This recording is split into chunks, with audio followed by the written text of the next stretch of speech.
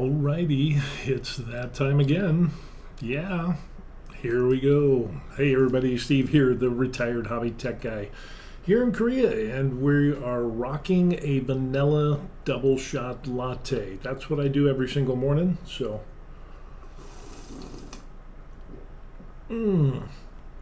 oh, it is so good. Got a light roast going on, nice and smooth, awesome stuff. This morning we're going to be talking about being retired in Korea. A little bit of background for those of you who don't know. What it ends up is that my wife and I, we ended up selling everything in the United States. House, cars, guns, ammo, house, car, truck, everything in the kitchen junk drawer. And we threw some stuff in a couple of suitcases and we left the United States. We retired overseas and we came here to Korea. So you might think, well, wait a second, Korea isn't really a big retiree visa-friendly destination like Thailand, which has got a lot of problems going on with Cambodia. A lot of people are leaving Thailand because of numerous reasons. But why didn't we go somewhere like that, or the Philippines, or Costa Rica, or DR, or Portugal, or something like that? Well, it ends up that the wife was a Korean national.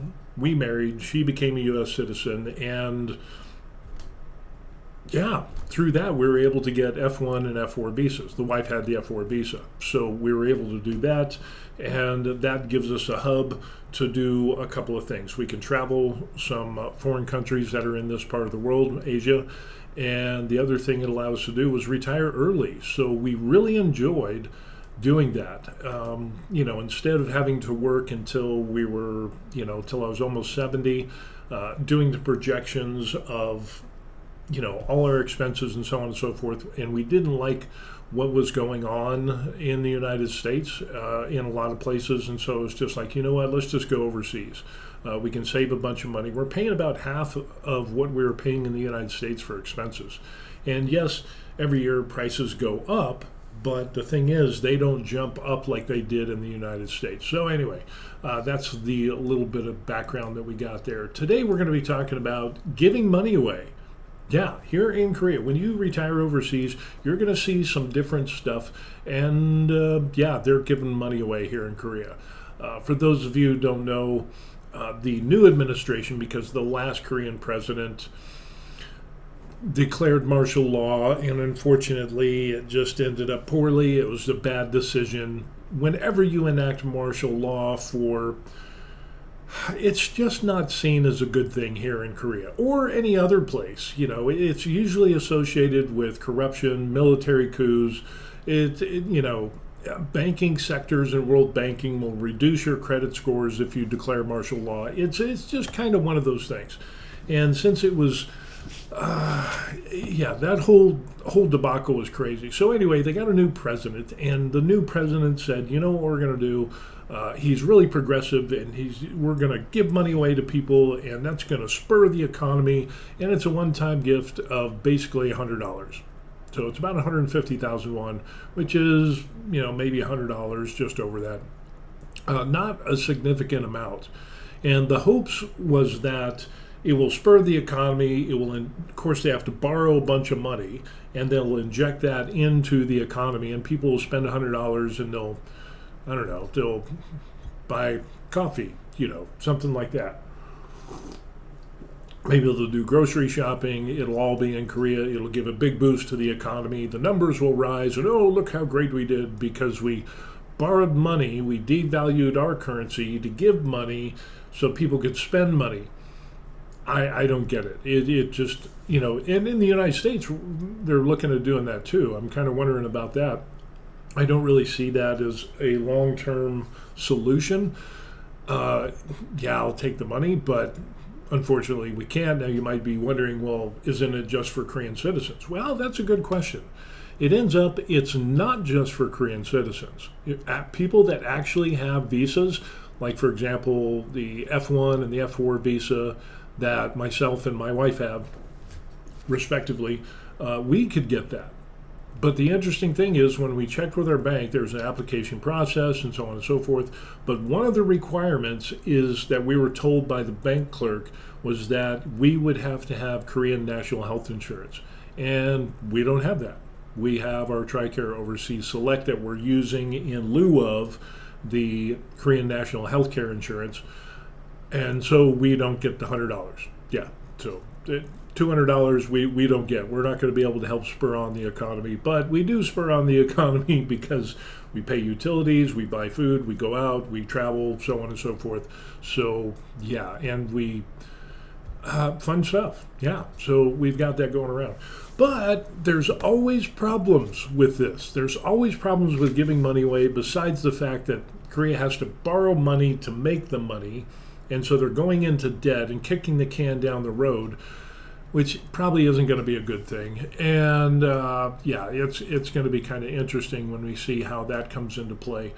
But there's other problems because people are selling their money that the Korean government on the secondary market. So kind of like the old black market deal. And we're going to take a look at that. So here we see in the Korea Times, yeah, this is going to be some interesting stuff. Government cracks down on resale of cash handouts amid misuse concerns.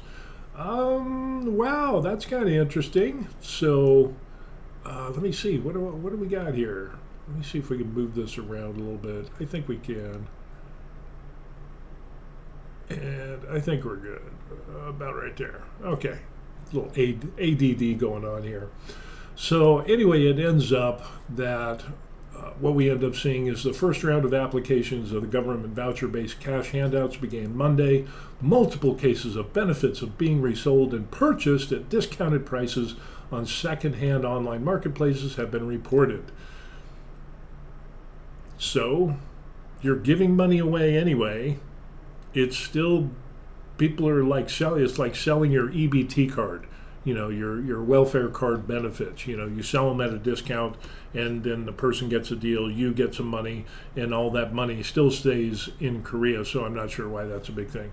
This raises concern. The original program to stimulate domestic consumption and revitalize local economies may be significantly undermined, prompting officials and online sale platforms to tighten oversight. Like I said, I don't see how these benefits being resold and sold on a second-hand online marketplace, how that takes away from spending money. Because if I get the $100 voucher, like, you know, hey, here is your $100 voucher, I get it, and then I say, okay, well, it's a $100 voucher basically, and I'm going to sell it for $75. So somebody gets $100, I get $75, and we both spend the money. Isn't that what it's all about, is spending money? So I don't get it. It's still, you're still going to spend the money. Somebody's still going to spend that $100. It's like if you give me $100 and then I give you $75, you know, or $100 for $75, which doesn't make sense. But it's still, you're going to take the money. I'm going to take the money. We're still going to buy stuff with it. So I don't get it. Maybe somebody can clue me in on that. I don't understand. According to the Ministry of Interior and Safety, individuals caught reselling these handouts called consumption coupons for cash could face up to 3 years in prison. Yeah, do the crime, do the time. That's going to be really interesting. Oh, look at that, electronic stuff. Actually, I just got a cool video switcher that's going to be coming in. Little squirrel moment there. So under the government initiative, every Korean citizen living in the country as of June 18th is eligible for a one-time benefit of 150,000 won. It'll be based on income brackets, and from what we found out, people that have visas can get that handout if you have Korean national health insurance. And I'm not sure it's for all visas. I don't know if it's for digital nomads. I don't know if it's for like work stay, vacation, you know, part-time work, part-time vacation deal visas. I'm not sure. But for our situation, for the F1 and F4, we were told by the bank that we wouldn't be able to get that because we don't have Korean national health insurance. Recipients choose how to receive the payment, with options including credit card, debit cards, prepaid cards, or gift certificates issued by local government. Since the applications began, several posts have appeared on secondhand marketplaces Those two places there, which I haven't even looked at, offering the coupons and prepaid card for sale. One seller listed a voucher card for 130,000 won, citing lack of time to use it. And again, I don't understand. You don't have time to use a prepaid card. That's what I don't understand. But let's just assume that's the case, and then he wants to sell it for 130,000 won. He's losing 20,000 won, but he's not going to use it anyway. Supposedly, whoever buys it for 130,000 won is still going to spend 150,000 won. I work and live in Incheon, so I don't have time to use it. Yeah. The reseller attempts are believed to stem the nature of the vouchers, which can only be used within the area governed by the recipient's registered address. In addition, coupons are only valid at shops with annual revenues under 3 billion won, which includes large supermarkets, department stores, and entertainment establishments. So now it's starting to make a little sense. So now these things are supposed to be used in local stores to kind of spur on the economy for smaller places. So yeah, big box stores like Costco, which by the way, we're going to be posting a video. I wonder, did I post a video on how we went to Costco? I don't know. I finished editing it, but check my page, like and subscribe to the channel, and when that pops up, you can see that. You can also see some other stuff on 3D printing and us being retired here in Korea. It says, if the coupons are converted to cash, there's a great chance the money will be spent on major retailers and corporate-owned stores, which reduces the support intended for small businesses. See, there was a reason. For a while there, I was like, oh, wait a second, what is the big deal? Money's money. But now we see the plan that it ends up, it's like we want to spur on smaller businesses. So, which I think a better thing to do would be to just lower taxes for everybody and, for small businesses. And maybe they've done that. I'm guessing they probably have done that as well, but I just haven't seen anything on that. So if you know about that, post a link in the comment section. So anyway, they're going to monitor the system. They convert it to cash. Yeah. Sellers who unlawfully profit from reselling the coupons will also face penalties. 3 years, up to 3 years in prison, or fines up to 20 million won under the Specialized Credit Finance Business Act. It's also punishable for fraud. Wow, that's kind of interesting. So yeah, just like trying to sell your EBT benefits at a discount, it's illegal to do that here with these handouts. Yeah, so a lot of stuff going on. About 80,000 foreign residents in Seoul are eligible for these cash handouts. So that's something that, like as we talked about, we went to the bank and actually found out about this, and we can see that roughly 450,000 foreign residents in the capital, or about 80,000, are expected to qualify. So yeah, that's kind of interesting, and it's based on income. So relief for residents, easing living costs while boosting local economies. And again, there's that caveat that you're going to spend it with smaller. It's not like you're going to go to Costco or big box stores or things like that. It's for smaller businesses. So yeah, pretty much we looked at that. Prevent the system overload. A lot of people are applying for this. It is really a big thing that's going on here. And yeah, kind of interesting. Foreign residents can get it, but again, from what we found out, you have to be able to have Korean national life insurance. Otherwise, you won't be able to get those things. So, which brings us to the next point. When you give away money and you're going into debt, that brings up the topic of debt. Like how I transitioned into that kind of worked out kind of good. I'm trying my best. Give me a break. By the way, if you want to leave some comments, let me bring up the comment. Oh, there it is. Sparky comes up and says, good morning. Good morning, Sparky. How you doing? Glad to see you here on the video. Obviously, you're here and you know what we're talking about. We're transitioning into giving money away because you have to borrow money, to make the money, to give it away to people, and that means debt. And there's also things about debt here in Korea.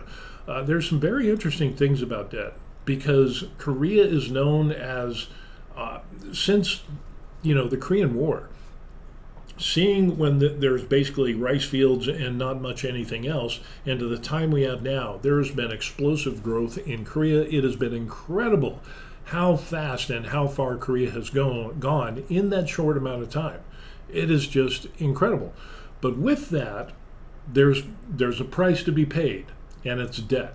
And unfortunately, kind of like in the United States, a lot of Koreans are in debt, and there's just a lot of debt. There's a lot of debt, kind of like in the United States, and that can cause problems for a number of things. For taking care of family members, for retirement, there's that, and people go into debt for taking care of their family members. Now, you might be wondering and saying, well, what do you mean taking care of family members? In the United States, we've had Social Security since, I don't know, what was it, the 20s or something like that, is when Social Security came on the scene. And I remember the name of the first lady who got Social Security was Ida Mae something or other. And she paid for like 3-4 months, and then she got her Social Security benefit. And all the people that are working now pay for the people that are on Social Security. So kind of a thing, but Social Security is running out of time, and it's going to go bust here in like 2034 or something like that. So reduce benefits until they can find a way to fix that system. But with that, Korea doesn't really have that, or they didn't have that until the 90s. So you will see a lot of seniors that are in the poverty level. Matter of fact, it says 1 out of 3 seniors are in the poverty level, and it's really, really bad. So if you're here in Korea, or if you've ever been in Korea, you will see pictures of old Korean women gathering cardboard.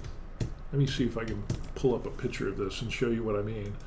And to find out, yeah, this is exactly what we're talking about here. Something like this. So you will actually see Korean women doing this. Old Korean women they will be pushing little carts. They'll be gathering, and it's mostly seniors. You won't see any young people doing this. But what happens is because Korea did not have Social Security type of thing going on for elderly and things like that until the 90s, into the 1990s. We have so many seniors that are poor. Again, 1 out of 3 are in the poverty level. And unfortunately, the older ones are the ones that you will see gathering up this cardboard and doing these things. And it's unfortunate because so many of these people just end up, I mean, it's just crazy. I mean, you'll see these seniors, and what they end up doing is they get this cardboard, and like this guy here, and they'll get their little carts, and what they'll end up doing is gathering cardboard, and then they'll take that to recycling places to cash that in to get a little bit of money to buy food, to pay for housing. And there's people that are in their 70s, their 80s, their 90s that go around and they collect cardboard. We see them. There's a number of them around where we live, and it's just like, wow. The wife's mom is fine, and she has a place to live. She doesn't have to do that. So, she was smart with her money and doing all that thing. But there's so many that aren't. And you will see there's documentaries and videos where they talk about this. So, and part of this is because people didn't plan for retirement. People went into debt. People just had life happens, and they weren't able to, to save for retirement. And with that, a lot of people are strapped for cash. A lot of people go into debt, and they think that they make bad investments, they get loans, and they can't pay them back. And Korea has got some crazy how do I say this? In the United States we have bankruptcy. We have bankruptcy, we have foreclosure, so you could lose your house and boom, it's gone. You can go into bankruptcy where if you have a ton of debt and then you just claim bankruptcy and it ruins your credit for a few years, but eventually, all the assets are sold off if there's any assets. We went through bankruptcy and did all that in foreclosure, so I'm pretty adept on that situation, at least for the state of Colorado, unfortunately, and life happened. We had a family business. We worked with my family, ended up real estate investing, property rehabs, rental, and it ends up that my family defrauded the company and ended up defrauding me. And it just went, they cooked the books, the whole 9 yards. It was probably the worst thing that happened. And that totally blew us out. And we were left with a bunch of debt. And they never said sorry. We found out. I found out what was going on, and so we were strapped with debt, and that puts you in a very bad place. And unfortunately, we see the same thing here in Korea. So when we take a look at some of these things, let's take a look at this here. This is an article here that talks about wave of child murders, or unaliving, I got to be careful what I say, by cash-strapped parents stirs national alarm. And like we had this guy here, pretrial detention. He's accused of unaliving his wife and two teenage sons by driving their car into water. And it's all because of debt. He's arrested on charges of, that right there and that right there. I got to be careful what I say, because you can't say those words there, but you can say unalive. So I'm just gonna you can read those things there. So he said that he had overwhelmed by the amount of debt, about $143,000, and he was not paid for supervising rebar crews at a construction site. He believed that if he and his wife died, the financial burden would fall onto their sons. And this is one of those things where that is absolutely true. The debts, it's interesting, the sins of the father don't go to the, aren't passed on to the son, or the sons don't pay for the sins of the father. But here in Korea, that's very, debts can be passed on to the point of where it's not really a bankruptcy thing, but those debts will follow you, and you'll have some people where their parents had so much debt that it placed onto them that when they get married, they don't buy property because of those debts, and they'll have their spouse buy the property or other things. It's kind of a workaround because they still want the debts paid, and it does go down to family members. So, which is absolutely crazy. I need to do a deeper dive into that. But this is part of the economic hardships in a country with one of the world's highest that rate right there. Incidents in which parents do things to their children before taking their, that is a growing urgency in the nation's crisis that they're facing. So anyway, it ends up that a day earlier, a family of four, a couple in their 40s and two teenage children were found in a parked car in an apartment complex. A suicide note at the scene pointed to the family's financial struggles. So it's a serious thing that goes on, and most of this is tied to the economic conditions and taking on or having too much debt for whatever reason. So it's and again, the reason that the parents are doing this to their children is because they don't want that debt and collections passed on to their family members, and so they see the only way that they see is just get rid of everything. So it's absolutely crazy. You can read some stuff there. I got to be really careful on what I say. So but it is a huge thing, and it's all driven by debt. And in Korea, there's a lot of debt. There's a lot of problems with Korea being, it's like there's a saying that it's real estate rich but cash poor. There's a lot of consumer debt in Korea. There's a lot of real estate debt. And we talked about a little bit about this a while back in regards to buying property and so on and so forth, and the Jonsei of renting properties out where it takes a huge, huge deposit. So if you, excuse me, if you were going to rent a property from me, and let's say I've got an apartment and it's $500,000, that's how much I paid for it. With Jonsei, you would give me anywhere from 50 to 80% of the retail price as a deposit. Yeah, that's a huge deposit. So don't complain about the deposits in the United States. 70% of the people use this Jonsei as a type of rental feature in how they rent apartments and houses and so on and so forth.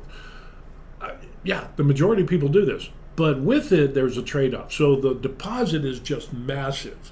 But then you give me that money, and then through the rental contract, you live in that apartment. I'm renting out the apartment, 4-bedroom, 2-bath, and you get to live there, but you don't have to pay rent for a contract term of 2 years.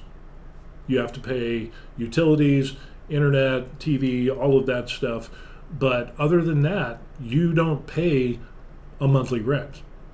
So on one hand, it's a huge deposit and it's hard to come up with. And some people will go into debt to get that amount of deposit, which they'll give to the landlord.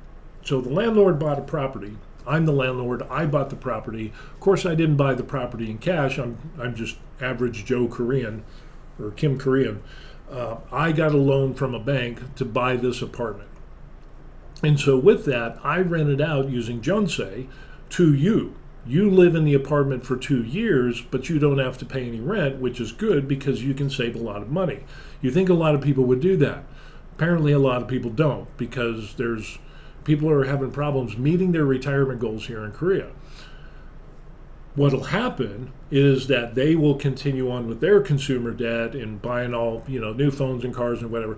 The landlord, what I would end up doing, and this is a part of the debt problem here in Korea, at least in regards to real estate, is they think that real estate's just going to keep going up and up and up, and it's never going to go down.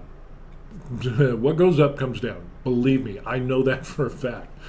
And so the landlord would take that huge deposit of money, and then he says, hey, I've got this huge deposit of money. I'm going to go buy another apartment.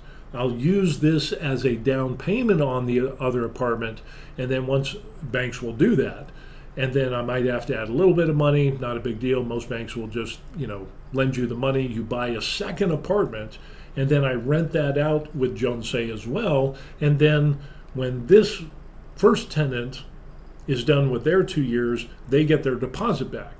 So yeah, they get their deposit back. So as the landlord, what he will do is he will take the deposit from the second apartment and give that to the people whose contract is up on the first apartment. And then somebody else moves in, he'll get a big deposit on that. And so it's just kind of like, it seems like a Ponzi scheme, and it works until real estate prices go down. So then that's where the problem comes in. That's the rub that is like, ooh, that hurts.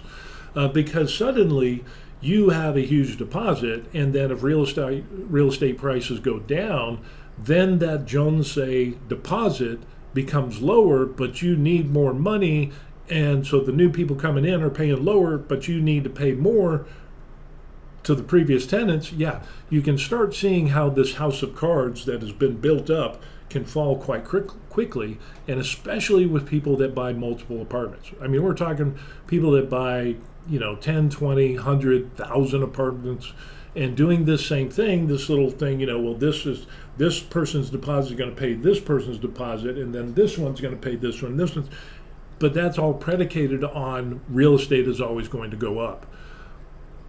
There's a lot of problems with that. There is also problems where landlords will take the money and they'll invest it in some bad thing, or they buy an apartment building but then it doesn't get rented out, or they just blow the money on partying and whatever else. I don't know. They lose the money. Well, they lose the money, they can't give it back to the tenants. There are problems with that here in Korea.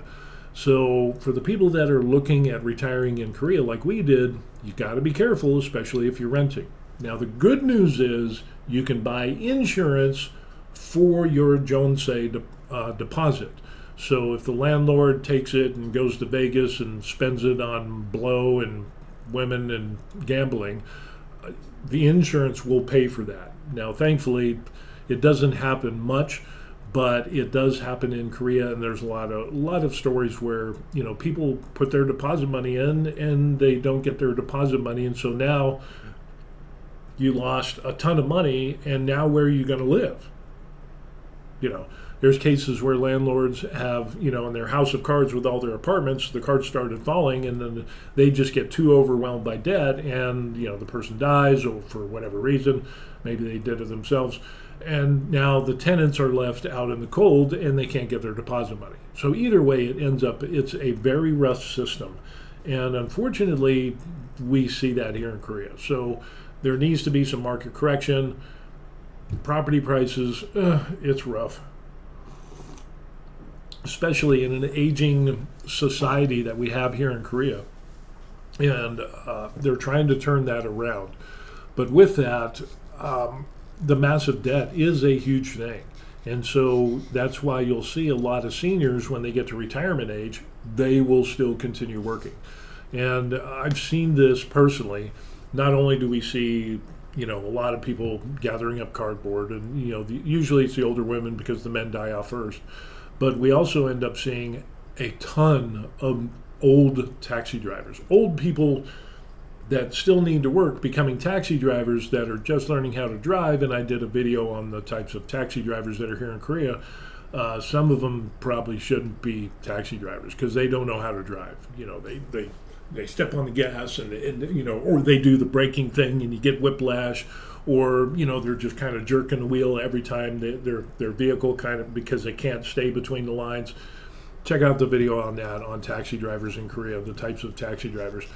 And a lot of these seniors, I understand they need money, but Lord, it's frustrating at times when you have Koreans that don't slow down for speed bumps, and it's like the General Lee hopping over the river or whatever, and boom, hitting your head on the headliner. That actually happened to us. It was just like, seriously, really slow down. Or you get the taxi drivers that go so slow that everybody else is going around them, and you're like, Grandpa, come on, let's go. Press on the gas a little bit. Speed limit's 100 kilometers and we're going 50. So, yeah, lots of problems can end up with this. Some fun stuff for what's going on. And a lot of this is brought on by the recession that's going on, the war in Ukraine that still hasn't been still going on, hasn't stopped. And Ukraine has a lot of natural resources, which seems to have some ripple effect on the rest of the world, which also affects Korea as well. The other thing, that's popping up is the reciprocal tariffs that are coming into play. And one of the things we're going to take a look at here is that Korea is under negotiations because with the current administration in the U.S. and Korea, they're trying to have fair or equitable tariffs. So in other words, the same. So if we have 25% tariffs, you're going to have 25% tariffs. So everything is the same. And unfortunately, for the longest time, as an independent, the United States has had huge tariffs against it. There's some cases like Canada and other countries where you get, 50, 60, 70, 100, 200, 300% tariffs. And that's like, well, why should the U.S., just because they're wealthy, have to pay more, but this country doesn't have to pay us the same? So the current administration wants to actually have free trade, from what I see, which I think is a good thing. So if you don't like the orange man, that's fine. That's absolutely fine. I like good ideas from both sides. But with this, part of the tariffs has come into play, and the tariff should be under 15%. So this August 1 deadline is coming into play, and you have Korean ministers that are going to Washington. They're trying to reduce the Trump administration 25% reciprocal tariff. And again, it's all part of the negotiation deal. Trump is a master negotiator. That I have to give to him. But with that, Korea's probably going to come into play, and they're going to say, well, we're doing this and that for you, so there's going to be some wiggle room in regards to the tariffs. Instead of 25%, they want to bring it down to a more manageable 15%. And there's some shipbuilding that Korea wants to do for the United States and that the United States needs or whatever. There's a lot of stuff going on, along with LG and other Korean companies that have done heavy investing in the United States, and they're benefiting where instead of shipping cars from Korea to the United States, now they build the cars in the United States, which brings more jobs, more money, foreign money into the local economy, employment, the whole 9 yards. And so, one hand washes the other, but we just need to decide what soap we're going to use. So yeah, we're looking at that. So all of that is going on, and like here it ends up saying news came of Japan reaching a deal to reduce tariffs to 15% while increasing access to some U.S. cars and agricultural products. The industry ministry said that Seoul will be closely watching Japan's agreement. Car-related shares immediately rose on Seoul boards as well. Korea's negotiation team should press aggressively for better terms than Japan is receiving because advances in manufacturing, such as shipbuilding, semiconductors, power plants, are strong incentives for the United States. Korea's trade surplus with the U.S. stood at $55 billion in 2024, while Japan's was $70 billion. Leading Korean conglomerates have made direct investments in the U.S., for example, $21 billion investment by Hyundai Motor. And again, that's to get away from the additional taxes, and if they build them in the States, we're good to go. So yeah, a lot of stuff going on here in Korea. A little bit of political stuff going on. Things are kind of level out. Current president is a little liberal, wants to spend and give money, spend and give money to people, which I don't know if that's a good idea or not. You just look at other countries that did that, and it's a temporary fix. So we want more long-term growth in our economy, and so giving a one-time gift will have some effect. But I actually think I remember reading that they were going to lower some taxes on some things, but I can't find that. The other thing we're going to talk about is this victim is exonerated decade later. This is a crazy one. And for those people that don't know, this is a very interesting story because it goes back to the 60s. Yeah, this is absolutely crazy. So decades later, South Korea exonerates victims of wrongful convictions. Yeah. She's like, yeah. She raises her hand. Che Malja raises her hand as she leaves the courtroom after a first hearing retrial in Pusan District, who was convicted in 1965 of injuring a man who tried to sexually essay her. Had prosecutors seek her acquittal during Wednesday's retrial. So this is something that is crazy. She was 18 years old back in 1964. So I was born in 66. She was walking with friends and a stranger essayed her. The man knocked her to the ground, tried to kiss her. She fought off and bit about 1.5 centimeters of his tongue off. Seems justified to me. Get him off. Stop what he was doing. That in the United States, that'd be like, you go, girl. A year later, a court sentenced her to 10 months in prison, suspended for 2 years, rejected her plea of self-defense. Seriously. 61 years later, the tide of justice has shifted. Her first retrial hearing recommended acquittal and issued a formal apology. 61 years later. That is crazy. The prosecution should have judged the case fairly, free from bias. And again, back then, apparently men were better than women, and it's just kind of a weird thing. But Che's case reflects a broader reckoning within South Korea's judiciary, which is re-examining past rulings in an effort to acknowledge and address the harm caused by wrongful judgments. Yeah, that should have been done. The move also signals a growing willingness to confront historical injustices and pave the way for more victims to seek redress and closure. So that's kind of a good thing. It took a while, 61 years, But could you imagine going to prison because you defended yourself against a pervert? Yeah. According to the government statements, the court ordered the state to pay 64.23 million won in compensation to the family of the late Han Sam-taek, who was accused of ties with General Association of Korean Residents in Japan, a pro-North Korean group known as Chongryon. In 1967, when an administrative staff member, popular tourist destination for allegedly exchanging letters and receiving money from a member of that group. In 1971, he received a 3-year prison sentence, suspended to 5 years. He later suffered after effects of torture and financial hardship before dying in 1989, that's kind of crazy. Founded ethnic Koreans in Japan who maintain loyalty to Pyongyang. Seriously? Really? There's all types of crazy people. I don't know. I don't know how. You got to be pretty brainwashed to. It takes all types. But anyway, the alleged connections to the group frequently resulted in professional blacklisting, state surveillance, and suspicious of communist sympathies. Which, when you look back in the history of Korea, the Korean War, communism, North Korea, South Korea, the whole 9 yards, China, throw in the mix, we want to do away with everything, work for the state. And we see the atrocities that come up in North Korea. Yeah, it's kind of, you can see how South Korea would be a little bit hesitant and be a little bit more hard-nosed on groups that are subversive to the South Korean government. Yeah, it's kind of a thing.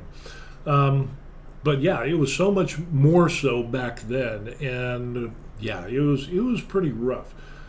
According to a 2024 report of reviews, 20.5% of general retrial petitions are accepted, and only 4% lead to acquittals or similar outcomes.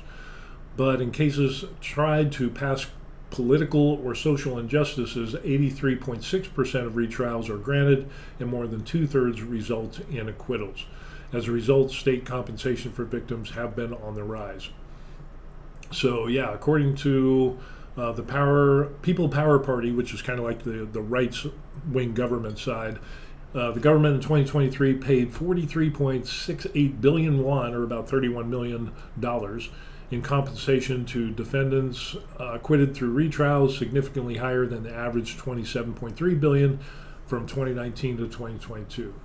So yeah, it's good that they are covering this stuff, and they're acknowledging some of these abuses and biases and these wrongful convictions or pretty oppressive punishments for those things back then. But even now in Korea, there's still laws on the books where if you are supporting North Korea or propaganda from North Korea, you can still get punished for that. And that's kind of a huge thing that's going on. And like one of those things, it ends up is the Johnny Somali thing. And Johnny Somali is a nuisance streamer. The guy's an idiot. He goes around and he does this IRL streaming. So for the old people like me, or people that don't know, IRL stands for in real life streaming. So basically he'd have like a cell phone and it'd be on a neck thing, or he just films, and then people, as he looks at people are watching him, they can send him messages and they'll say, hey, I paid you $5, go tell this person they're stupid, or whatever. They just whatever request they give, he does, and he gets the money. So it's kind of this pay-to-play type of thing, but Johnny Somali ended up breaking a number of Korean laws. So with that, on the other side, we have convictions and, court cases and punishments that were too strict, and the Korean government has said, hey, we're sorry about this, we'll go through retrials, acquittals, we'll pay money because this wasn't really good. But then on the other side of the coin, we have people like Johnny Somali who break Korean laws of harassment, obstruction of business, misdemeanor crimes, and even deepfake videos, which is a huge thing. And yeah, that needs to be harsh. Because as an IRL nuisance streamer, he makes money off of breaking the laws and disrupting people here in Korea, harassing people, kind of like the Vitaly did in the Philippines.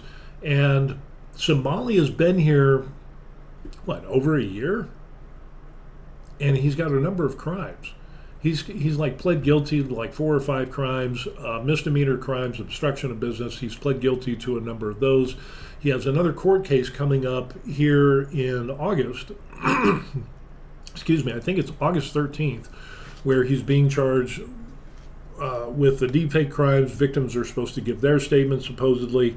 And then recently, according to Legal Mindset, the YouTuber, he just got smacked with another obstruction of business charge. And the wheels of justice are interesting in Korea because it goes slow, as kind of what we ended up seeing with these people that got charged with crimes. You know, the lady that 61 years later, she got, for self-defense, and she finally got acquitted. And that's slow justice.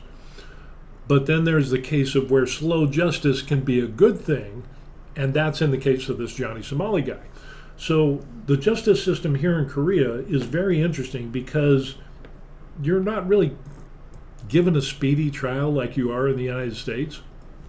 And so there's a process in which you go through. So if, let's say, you commit a crime here in Korea, and then the victim, I'm the victim, I go to the police, I file a report, and here's the proof of that. And then the police will investigate that. That'll take 2 to 4 months.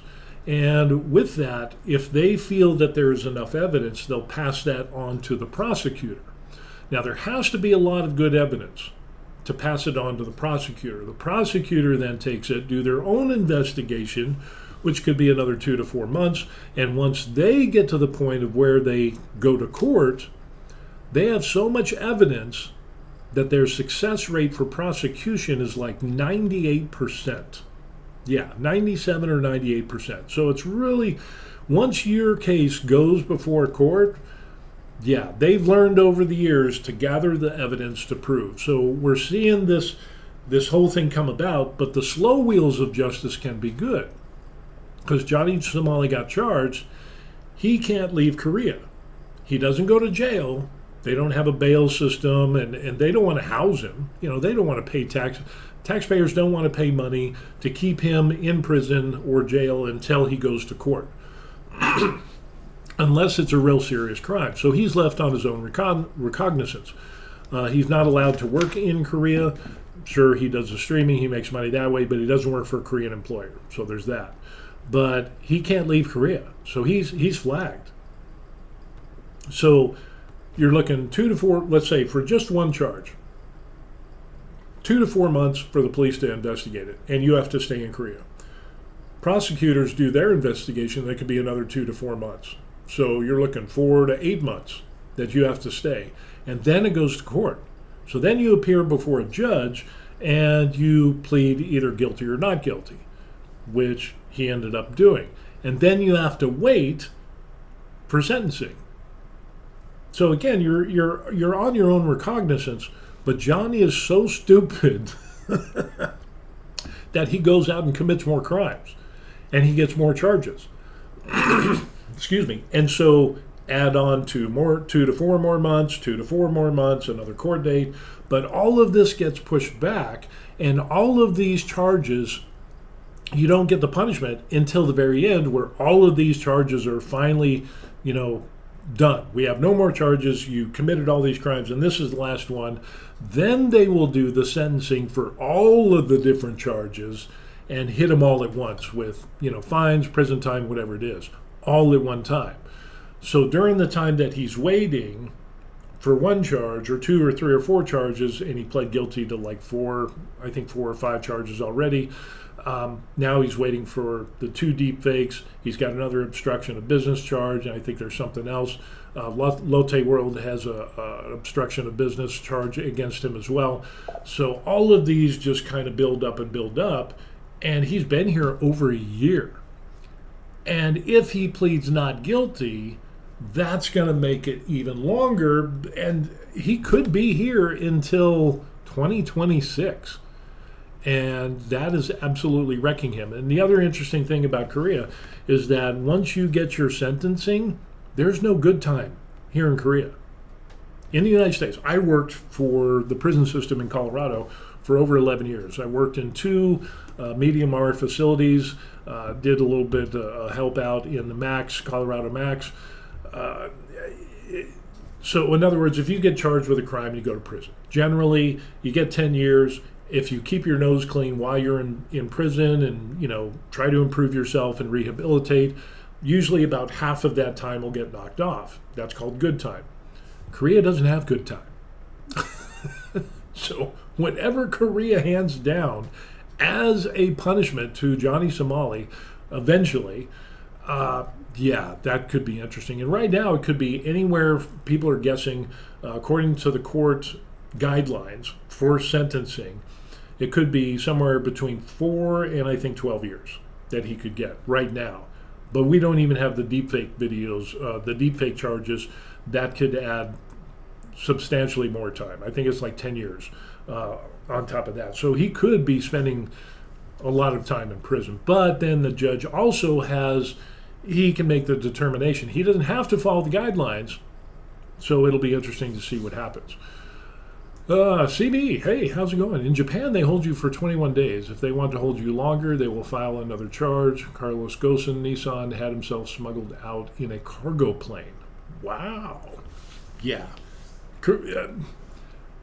Johnny tried to leave Korea. He tried to pull a slicky move. What he ended up doing is, so he came here on a tourist visa. He does his little streaming. He broke a bunch of laws, filmed himself doing it, and put that all over the internet for everybody and their grandmother to see, which the Korean government has copies of. So it's like, in his last trial, the judge, says, how do you plead? And it's like, guilty for the obstruction of business and stuff like that. And it says, and then he had the deepfake charges or whatever. And the deepfake charges, the judge asked and said, well, do you have any evidence proving you're innocent? And they said no. So it'll be interesting, but I don't think he's going to plead guilty, which he didn't. He pled not guilty, but if you don't have any evidence showing that you're not guilty, it doesn't look good. But they will keep him here, and that's part of the slow wheels of justice. It's a constant grind. It's slow and constant, and you think that, I'm just going to get a fine, $50, $100, $500, and then I'll be out of Korea. Well, the problem is, you had some misdemeanor crimes, but then you got charged with those, and then you had to wait, and then you had to wait, and then you went to court, and then you pled guilty, and now you're a convicted criminal in Korea, and then all of a sudden, now you have other charges. So now you have to wait for those investigations to happen. So in those crimes and forward, you are already considered a convicted criminal in Korea, which means that your sentencing could be much worse as opposed to somebody who is a first-time offender. And, as humble as, I'm sorry, I didn't understand, blah, blah, blah, whatever it is, I pay restitution to the victims. Restitution is a big thing here in Korea, but he has done none of that. So, it doesn't look good for Johnny Somali. And then he gets more charges, and then it goes on, and he gets more charges, and he's been here over a year. So, and he's got the court cases next month on the 13th, and he's going to have the other obstruction of business charge, so that's going to push it back another 2-4 months. And the court, when is the court going to see him? I don't think they're going to,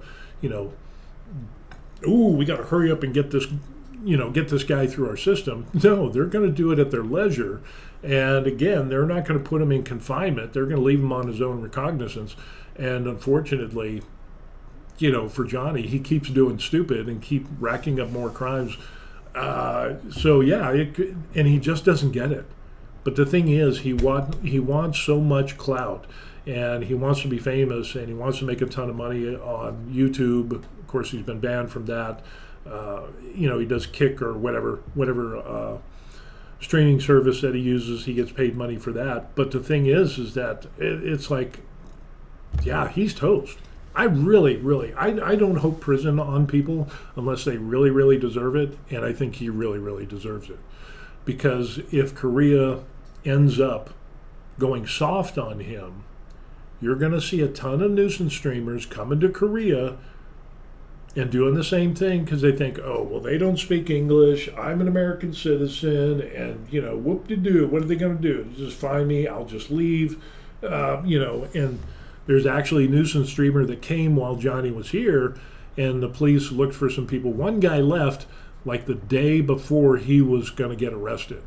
So if Korea goes soft on Johnny Somali, that'll just open up Korea to more nuisance streamers. But if they go hard, even though the wheels of justice are turning slowly, that will be a thing. And that is a deterrent for nuisance streamers because they see Johnny Somali. It's like, damn, yeah, he went there on a tourist visa trying to make some money, in like 90 days or whatever the tourist visa is. And now he's been there over a year and he can't leave Korea. That doesn't sound like a good deal. I want to go to a country that doesn't protect their citizens. So, bounce. But the interesting thing is, getting back to, I know I got sidetracked, but Johnny Somali did try to sneak out of Korea. And he went to the American embassy. He got an emergency passport, thinking that, oh, well, my current passport is flagged. I'll just tell him, hey, I lost my passport. Give me an emergency passport. He didn't tell the U.S. Embassy that he was in trouble with the Korean court system, that he committed crimes in Korea. So they issued him an emergency passport. He's seen videos of him flashing around. Yeah, I'm out of here. I'm out of here.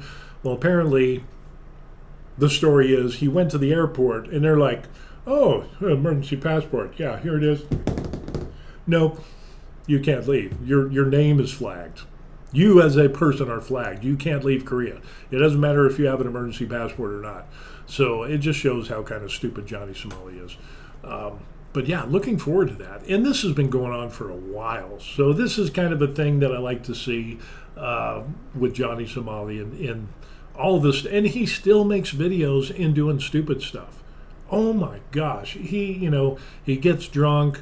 He's out in his underwear harassing people in the morning and workers and stuff like this. It's just like Korea had better slam dunk this guy. Now, it is rare that Korea will use the max sentencing. That is really rare because usually people will pay restitution, which shows some regret and, hey, I'm sorry, and they take that into consideration. Johnny hasn't done that. He just keeps committing crimes and he keeps getting charges and he keeps having to stay in Korea longer. So we got that going on here. Absolutely crazy. Yeah, absolutely crazy.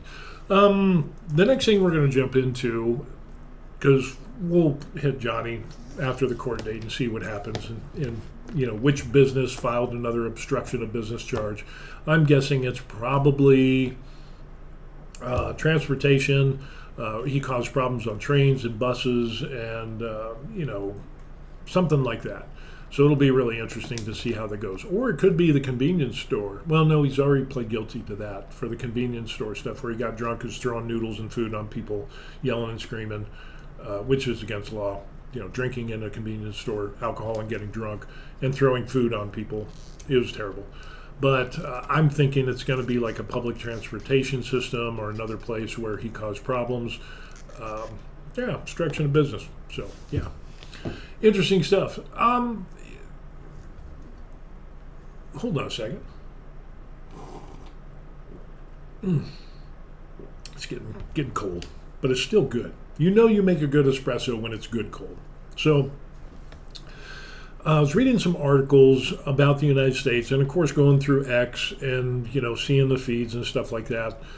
The interesting thing I found was a lot of crimes are being committed in the United States. A lot of, you go to California, you see shoplifting, and the whole deal with California is what they ended up doing was reducing theft and saying, hey, we got too many felonies for theft of businesses.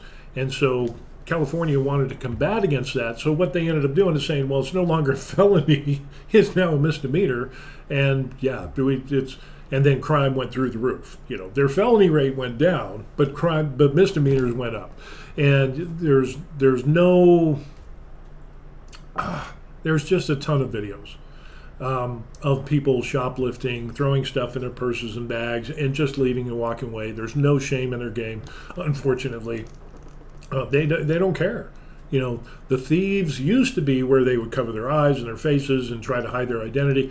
Now they don't even care. Now you have people posing as people record them stealing stuff. Hey, you know, do a shout out to me on, you know, it's just absolutely insane. And stores have had to lock up items in their stores. Yeah. Let me see if I can find this.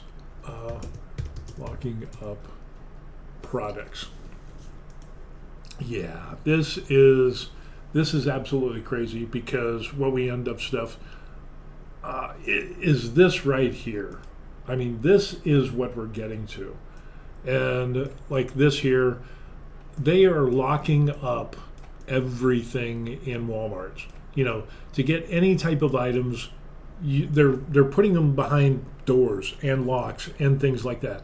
And yeah, the medicines and stuff like that. But it's even getting to the point of where they're locking up like chips, potato chips, things, you know, definitely cosmetics and things like that.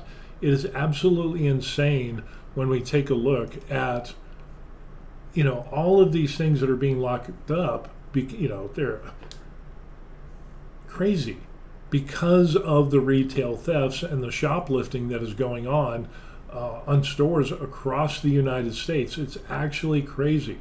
So, you know, especially makeup, locking up merchandise. It is crazy, crazy, crazy. There was one where it had chips to where the potato chips ended up, they were locked away. So you had to get somebody to open up the locked cabinet to get potato chips. Here in Korea, it's very different. And matter of fact, Korean people not only work hard, they're really respectful, they're really polite as a whole. There are stores that are unmanned stores or unpersoned stores. So in other words, there's no clerks. And you will find some convenience stores that are run and people are there during the day, but after hours from, you know, I don't know, 9, 10, 11 o'clock at night until like 6 in the morning, the store is still open, but no one's there. But you can still buy stuff. And it's on the honor system. Now, the interesting thing about this is even in the apartment complex that we are in, we have a convenience store down in the parking garage area. They do the same thing. So they'll have somebody during the day, but at night, at certain hours, you know, especially, you know, late night, guy's not going to be there minding the store. So the store is closed, but it's open. So you take your ID card, your bank card, you put it into the slot, it unlocks the door. You go into the convenience store, you look around. Nobody is there. There is no clerk, no staff, no whatever. So you get the, okay, well, I want coffee, I want chips, I want ramen, I want this and that, and you put it on the counter, you scan all the items, and then you put in your card, you pay for it, and then you leave, and boom, there you go. Unmanned stores. There's a ice cream store, snacks and ice cream store, that is across the street from this apartment complex that we're in, that is like never manned. There's no clerks ever. It is the same thing. You just put in your card, it unlocks the door, you go in, and then they have the CCTV cameras. And so if somebody does decide to steal something, they have your bank card, but then they also have the video of you on CCTV, and they can file charges. And yeah, you don't want to do that. That would be bad. And but that's the level of trust that is here in Korea. That is the level of integrity that we have here in Korea that a lot of places in the United States, you know, think the entirety of California, you know, or New York City.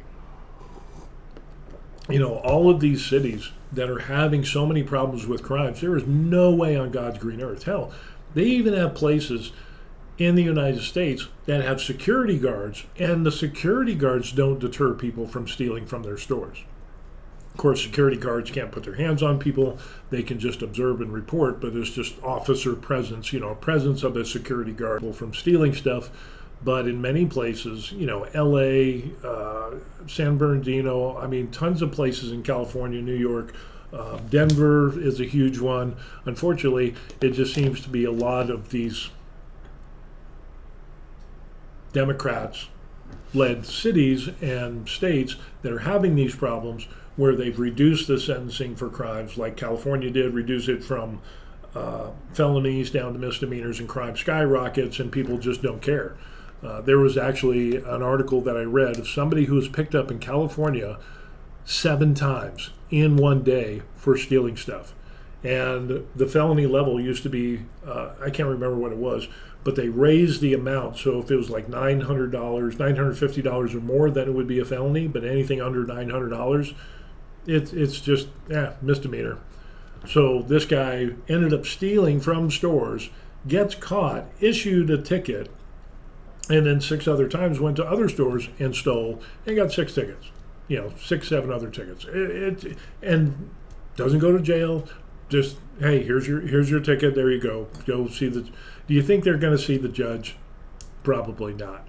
But they're because they defunded the police and because they're so overworked that they don't care about misdemeanor fines anymore. There's actually places in the United States in bigger cities where the police are like, don't call us if it's shoplifting. And so, which is insane. And that's why a lot of businesses are leaving areas that are prone to such crimes. And they're like, hey, we can't just keep writing this off. The police aren't protecting businesses or people. And so businesses are closing up and leaving. And then the people in the areas that are doing all the stealing are wondering why all these stores are leaving. I don't know why. What are the odds? That just blows my mind. I don't understand how that happens. But here in Korea, we don't see that. It is very rare that you see crimes like that. And when you have stores where it's the honor system basically, of where you can go in an unmanned or an unstaffed store. Yeah, you have to put your card in, but you could steal somebody else's card. Yeah, you could do that to get in. But then again, they're going to have you on CCTV, and there's more CCTV video cameras here in Korea than, it is huge. They will find you, after the fact, and then, you're going to get charged and things like that. But the overall here in Korea, crime is really, really low because there is that huge level of respect for other people. And I really appreciate that. But talking about buying things, face pay. Yeah, face pay is a thing, and we're going to talk about this. Who knew face pay could be a thing? Yeah. No card, no phone, just you. Pay by face expands in Korea. So, you got the thing where you got your phone and you can do your Apple Pay. So when you pay and then you double click your phone and you point of sale, boom, it's kind of like using your card. You just tap and pay. That was kind of a huge thing. Woo, wow, what technology. Now it's getting into face pay. So in other words, your bank card or credit card or both are going to be tied to the biometrics of your face. So here it talks about there's one right there. Somebody, hey, boom, pay. People are like, oh, the mark of the beast. And it's like, no, you just, you are who you are, and you're going to pay with your face. So I don't know if you have an ugly face, does that still? It should still work. I'm pretty sure. In my case, I hope it works. We'll find out about this. But yeah, this is a customer using facial recognition software developed by TOS, which is a big company at GS25, which is a big convenience store chain in Seoul in 12 February. Yeah, isn't that kind of wild? So instead of worrying about, do I have my wallet? Do I have my bank card? Do I have my credit card? You just come in, ding, get your Pocari Sweat and your Ramen and go. So yeah, it used to be just identity verification, and I remember doing this. Just kind of way back when, it was like, ooh, this is cutting edge technology. And now, kind of like the thumbprint thing, being able to pay, Apple Pay, stuff like that. Now it's just like, use your face. And this started in 2019. I didn't want to pay by face is now available in Korea. Yeah, isn't that wild? So you just kind of put your face in the circle and boom. It ends up that, yeah, that's how that works out. Shinhan Face Pay is absolutely crazy. And that started in 2019. And then later it went to Hanyang University campus and different locations. Yeah, you register a face in person at the bank's proved inconvenient because you had to go to the bank and they had to do a facial scan and whatever, and then your card would be tied to your face. Public discomfort with facial recognition technology was also higher at the time, but today people are like, whatever, I mean, we do TikTok, so who cares? China has all our information and nobody cares. So who cares if you use your face to pay? But when NeighborPay and Toss entered the market, they are really pushing for this. So this is going to be pretty interesting. Closely aligns with the target audience for younger people or the tech savvy. I think this would be pretty cool. NeighborPay started operating system on university campuses, and then it's launching out into other areas as well. So yeah, it's service built on AI technology that convenience users won't want to give up once they've experienced it. So yeah, it's kind of like crack. Here's a little bit of crack. You'll love it, and then you get used to it, and then you can't live without it. So yeah, I mean, that I could get hooked on that. I could get hooked on the crack of FacePay. I think I could do that. That'd be wild. But then it makes you wonder, if I take a picture of my face, can I pay with my face, or can I take a picture of somebody else's face and pay with that in an unmanned store? Inquiring minds want to know. That would be interesting to try.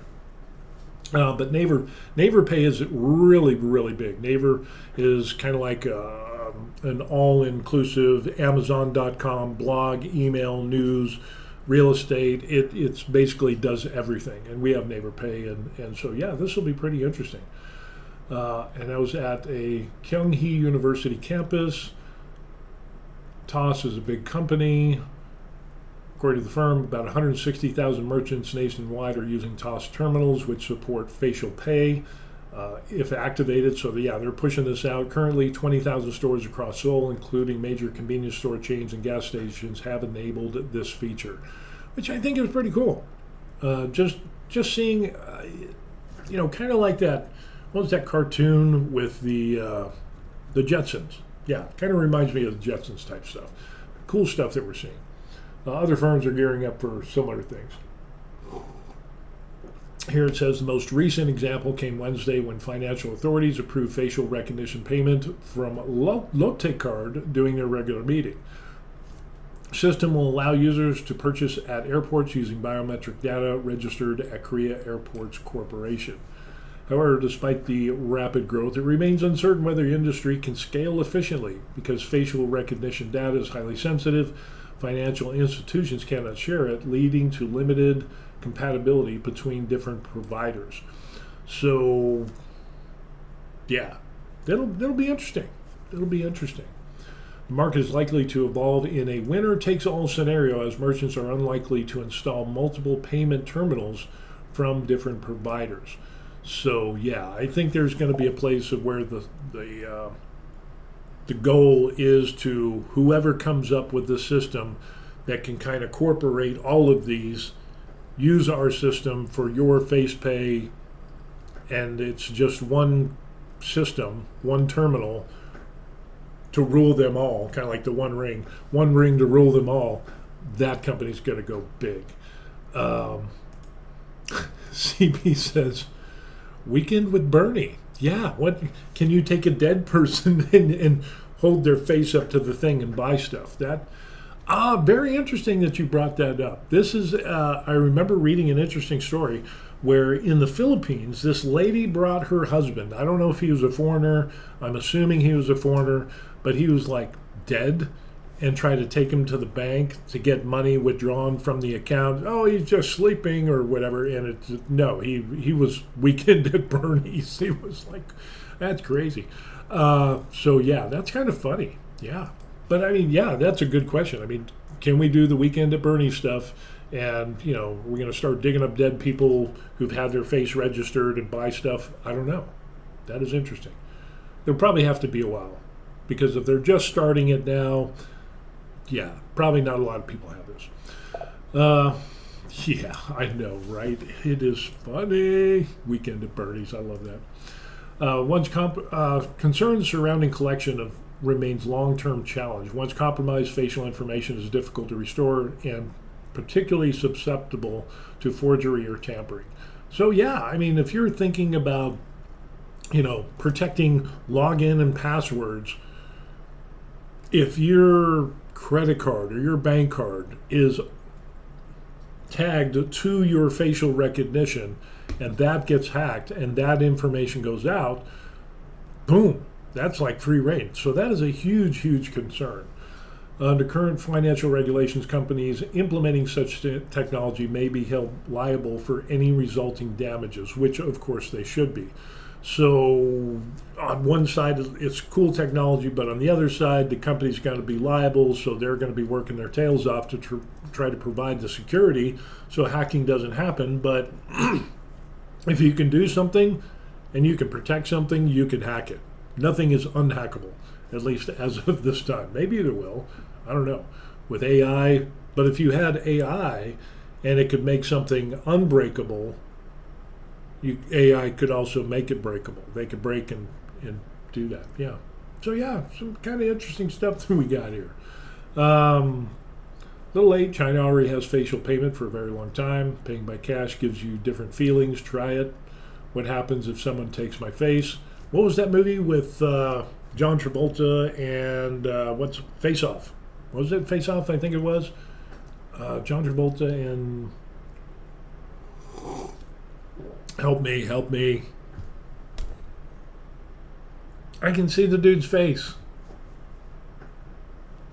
What is that guy's name? John Travolta, and it was Face Off.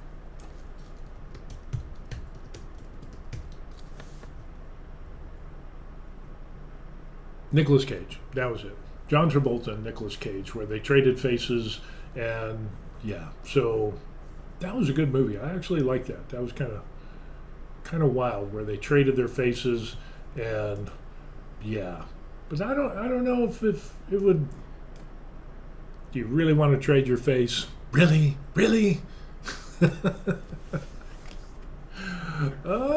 Interesting. So, yeah, the whole face pay thing is very interesting. Let's see what happens if someone takes my face. Yeah, some good stuff there. So yeah, some interesting things popping up here in Korea.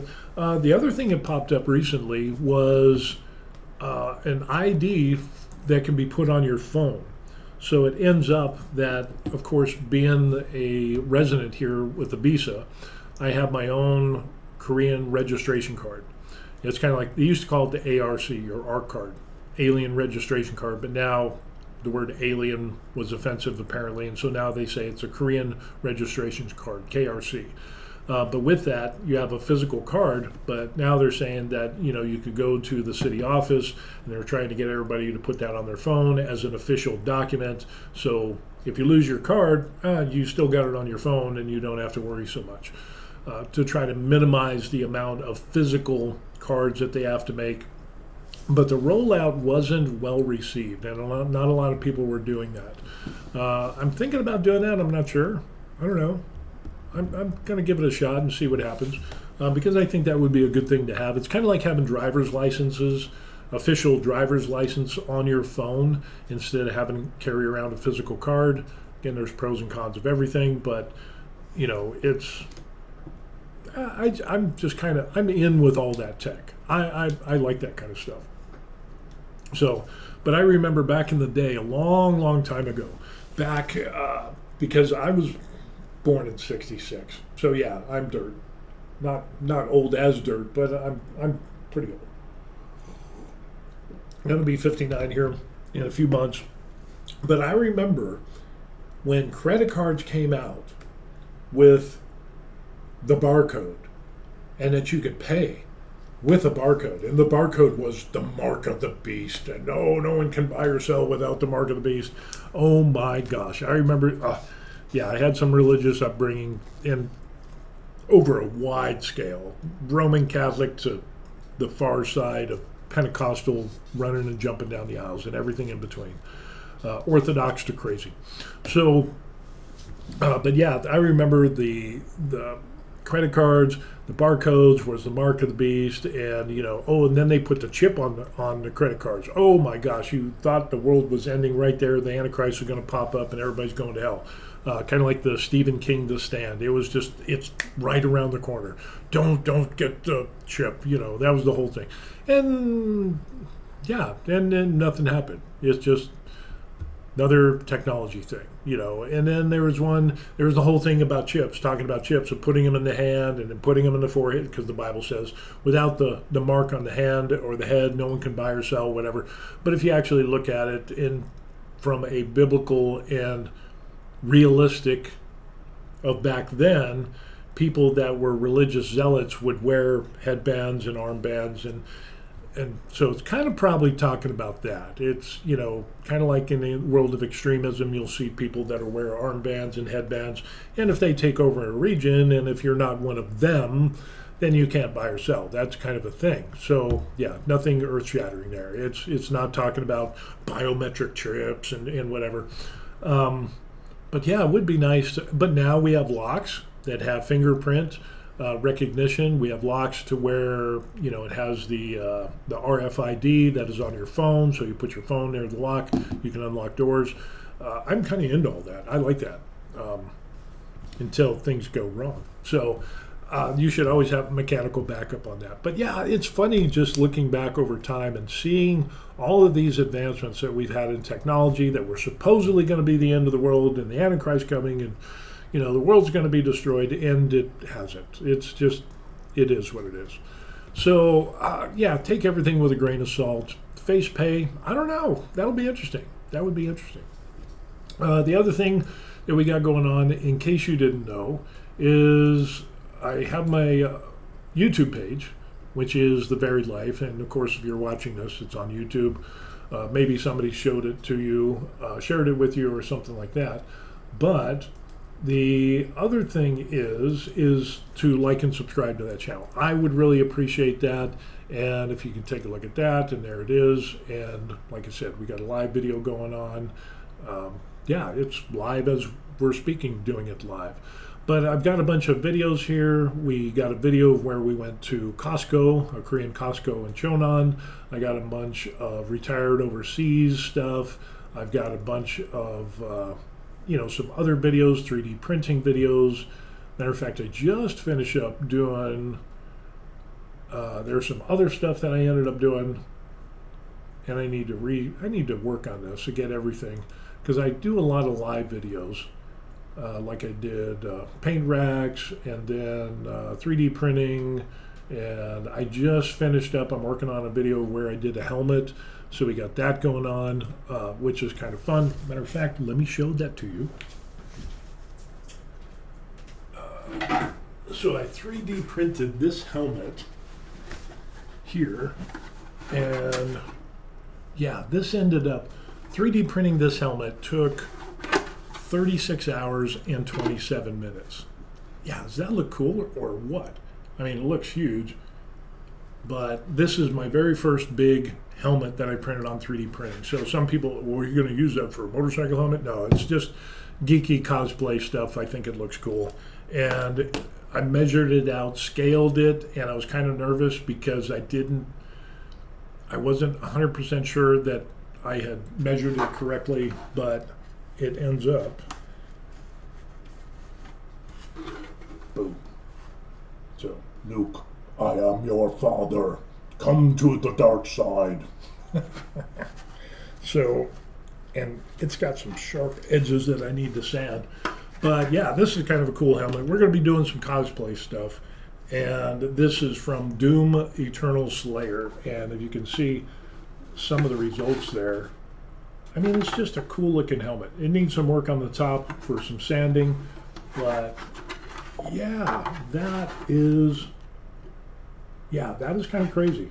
So with the 3D printing, yeah, we're doing some helmet stuff, which is kind of cool. And we're going to be processing that, making it all smooth. And Hack pops up. Hey, Hack, how you doing? What is happening here? I know, right? What's a 58, almost 59-year-old guy printing out 3D helmets and getting into cosplay. I don't know. It's on the bucket list of things to do. And since I live in Korea, they do have some cosplay stuff. I need to find out more about that as I work on this armor set that I'm going to do, which is going to be pretty cool. I think it's going to be pretty cool. So let me see if I can find that. Eternal Slayer. I'll show you what I'm going to be printing out. And here it is from Galactic Armory. The Eternal Slayer from the video game Doom. And so you can kind of see the helmet there.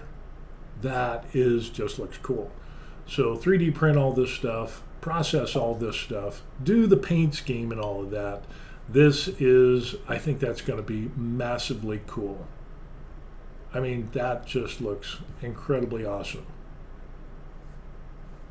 So, yeah, that just looks good. I was going to do Warhammer 40K, but that is really involved. It's really huge. I think this would be pretty good. So, yeah, that just... And scale that for my size, that would be awesome. We got some comments here. Have you seen some of the folks doing full armor Halo 3 ones? Oh, yeah, those are hot, too. That was kind of the thing. Do I do Halo or do I do the Doom? I remember playing the Doom game when it first came out. Ooh, that was evil. Ooh, evil video games.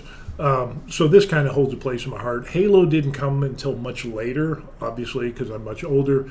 But yeah, the Halo's got some good stuff here. Let's see. I would like a 3D printer. You know what? I didn't think I would get into 3D printing. I started out with miniatures and buying miniatures for Warhammer 40K because after I retired, I didn't do any creative stuff. The last time I did creative stuff, I think I was like 13 years old, and painting models, which was like the gray Jeep or the green Jeep and the gray airplane. I wasn't into really painting. And when I retired, I needed something to do besides going to the gym. And so I saw some Warhammer stuff. I'd been reading up on that, and it looked cool. So I started learning how to paint Warhammer figures. And then that kind of led into, oh my gosh, Warhammer is super expensive for these little tiny 32 millimeter figures. And then I got into resin printing so I could print my own at like pennies on the dollar. And then that eventually led me into 3D printing, which, the helmet that is hanging back right up there that we printed out, and getting into cosplay. So yeah, it just jumped right in. So it's been very interesting. So yeah, wow. That armor is going to be pretty wild. I think it's going to be fun. Let's see. There's a recent Doom that just came out. Would love seeing you stream it. Oh, okay. Maybe. I don't know. That might be a thing. I haven't considered doing streaming on games. Question is, what is your absolute favorite Marvel superhero movie?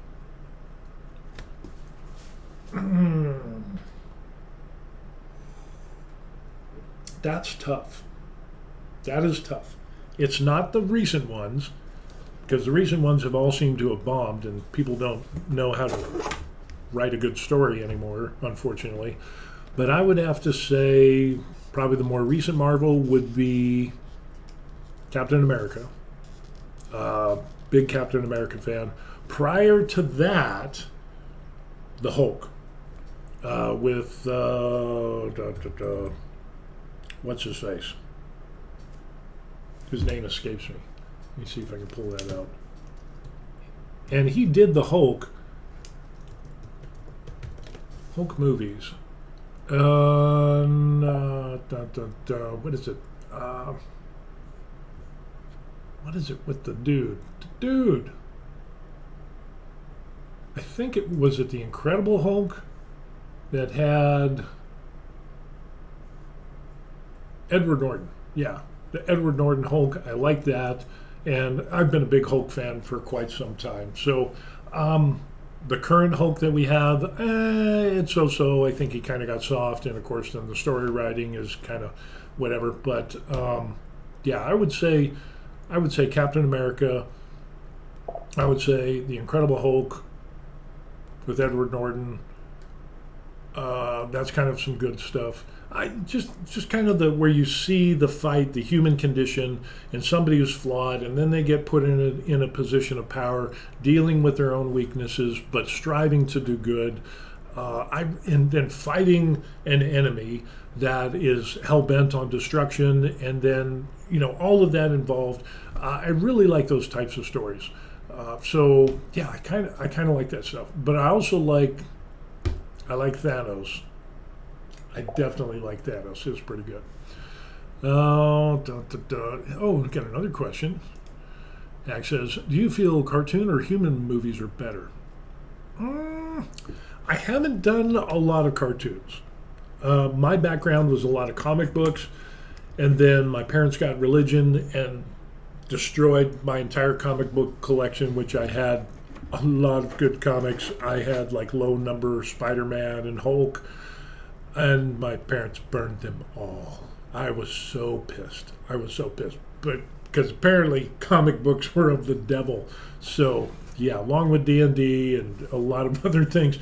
But which is strange because my mom kept all her Beatles albums. I don't understand. That. So I have a lot of trauma that I'm working through. But as the questions as for cartoons or human movies, I like human movies, but then there's so much CGI that it's almost like a cartoon. But honestly, I haven't gotten into cartoons much for superhero stuff. But then again, I haven't had real good recommendations. Or I haven't actually had any recommendations. So if you got some recommendations for cartoons and Marvel and stuff like that, I would be more than happy to check those things out. So, yeah, comic books would qualify in cartoon, in my opinion. Yeah, it's old school. I mean, cartoons are cartoons, so. But the comic books, yeah, they held a special place in my heart. And then when those got destroyed, it just ripped my heart out. So, yeah. But back to the original question, I do like the Hulk, and to the point of where I printed out a Hulk. And this was a resin printed Hulk, as we see here. Let's move this guy. We'll move this over here so that you can see the goodness of what is the Hulk. So this was 3D printed, and I airbrushed this and did all that, and you can see I got some dark and some light in there. I think this turned out really good. And this is one of those things, see how it's like dark when you look up from the bottom, and then when you look at the top, it ends up, you got the highlights and everything. Yeah, I really like this one. Yeah, the Hulk is the bomb. And I want to make this big.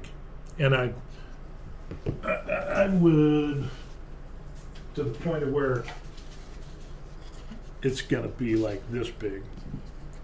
And then I want to make this even bigger, like 5 feet tall. So yeah, we'll see how this goes. Yeah.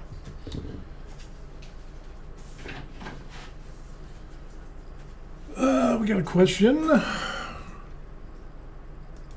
says, what printer would you recommend? That's a good question. There's so many good printers on the market. The ones I would consider would be Prusa is a good solid company. So they've got their Core 1, which seems to be a really good printer. That is a smaller build area, 256 by 256. So you do the math in freedom units, whatever that ends up being, which is what? 256, which is like 10 inches by 10 inches by 10 inches. You can do a lot of stuff. People have printed out entire suits of armor on those small build plate areas. Prusa is really good. They've got some great customer service, really good quality products. Core 1 looks really good. I personally have the K2 Plus from Creality.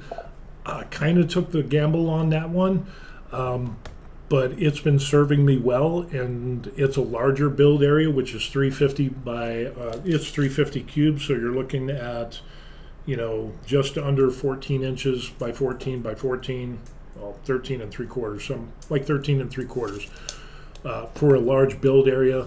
I am really happy with my K2 Plus. Yeah, and then there's the Bamboo. Bamboo printers are really good as well. The problem is they lock down their system, so if you're concerned with security and things like that. But all of these Chinese companies, that if the Chinese government requests the information about you and everything that you print, they have to turn it over. So it is what it is. But yeah, I would recommend looking into those. Prusa, look into Bamboo, look into, there's some other ones like Elegoo has come out with their Centauri. There's been some good reviews on that. Check out Aurora Tech Channel. They do some outstanding reviews to kind of, you can look at the reviews, and they actually have a website that you can kind of get a better feel for what you want, and the reviews will tell you, some good information. There's companies out there that will build 3D printers that they don't support. That's very problematic. Creality's had some problems in the past. A lot of problems stem from the support being in China. And so with the time difference and the language barrier sometimes, that can be problematic. But yeah, Prusa, Bamboo, Creality, Elegoo with the Centauri. That's what comes right off the top of my head. Something to look into. Let's see what else. Hack says, "Wow, painting is really epic." Well, thank you very much. Like I said, I didn't know how to paint, and so when I got into resin printing and printing stuff out, I started with the little tiny miniatures and learning how to do the Warhammer 32 millimeter figures. And then I was like, it's such a pain to paint smaller stuff that if I make it bigger, it's easier to paint. And so it just kind of evolved, and now we got larger stuff. So, but yeah, the Hulk is going to be pretty good. The Hulk's going to be good, but I got so much that I need to paint. And the problem is, now that you get printers, resin printer and FDM printers, 3D printers, you print more than you paint, at least I do, and so your pile of shame, which is the stuff that you don't paint, gets bigger and bigger and bigger. So, yeah, there's that.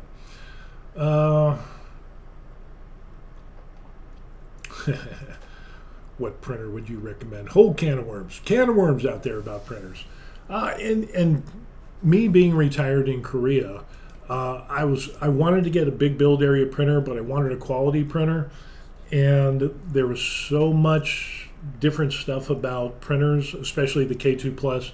A lot of people had problems with it, but when I looked at Japan and Korea, minimal problems, almost zero problems. And I think it dealt with how it was handled during shipping. I actually worked at a UPS warehouse, and I saw how UPS deals with big, large, oversized, and heavy boxes. I've seen them flipped over end, because you only have one person, and trying to lift up the K2 Plus, which is over 100 pounds, is very, very problematic. But Korea and Japan their couriers are very, very careful. They're very proud of their jobs, and it's tied to reviews, so they take real great care. So yeah, I jumped in, I got the K2 Plus, and I got a good one, and it's been serving me well. Let's see. Neferton Murray says, actors who portrayed the character of the Hulk include Bill Bixby. Yes, I remember that. Lou Ferrigno, Eric Bana, and Mark Ruffalo. And I remember Bill Bixby, little tiny skinny guy, and Lou Ferrigno.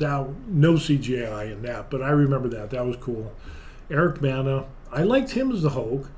Mark Ruffalo, I'm not a big fan of. And of course, Edward Norton. I liked his Hulk, but I guess he was such a problem on set and difficult to work with that's why they didn't use him again. Hank says, have you ever considered assembling a Japanese Gundam? Looks like Transformers. You should check out the Master Grade. No, I haven't, but that might be something that I could do. Gundam. I mean, I know what it is. and I've seen it. I've been to Korean hobby stores, and there's a lot of Gundam stuff. We went to Seoul, and yeah, the Gundam is just all over the place. It is a huge thing. And since I'm kind of into Warhammer robotic type stuff, you would think I would be able to, I would be interested in that. So let's pull up some pics of, kind of what we see here. So just kind of like a suit of armor, flying swords, guns, stuff like that. All the stuff that I like. But I've never done a Gundam. But maybe I should. Maybe I should well, that one looks good. That one there. That looks kind of cool. That reminds me of that one there. Kind of like Warhammer 40K. I could do something like that. That would be interesting.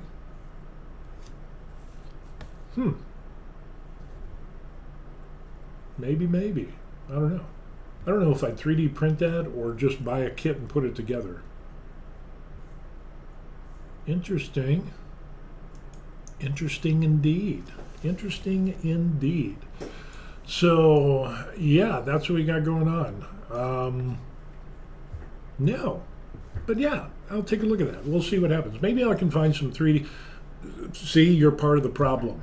I have so much that I need to paint, so much that I'm already planning to print, and you're giving me more ideas to print more stuff. Shame on you.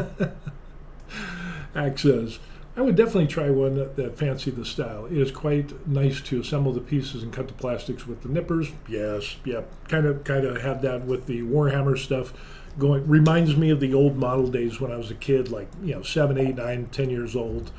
You get your kit and the sprues and you cut it out. Of course, back then we didn't have sprue cutters. We just kind of wiggled it back and forth and popped it out and put it together, and then painted the Jeep gray, painted the jet plane gray, green, whatever. And that was the extent of it. So Hack says, I would use the kit. They are advanced Lego-ish and you can spray paint some. Yeah, and that was the other thing I ended up doing, is learning how to airbrush. And that's how I ended up painting this Hulk, was with airbrushing. So the Hulk was actually my first airbrush attempt for doing something other than just spraying on primer, base paint and stuff like that. So, and I did do some brush work like on the base and things like that, but for the Hulk, a lot of that, it was the biggest airbrush that I've done so far. So yeah, that was kind of fun. I was kind of like, looking online, watching way too many YouTube videos on how to paint the Hulk and so on and so forth.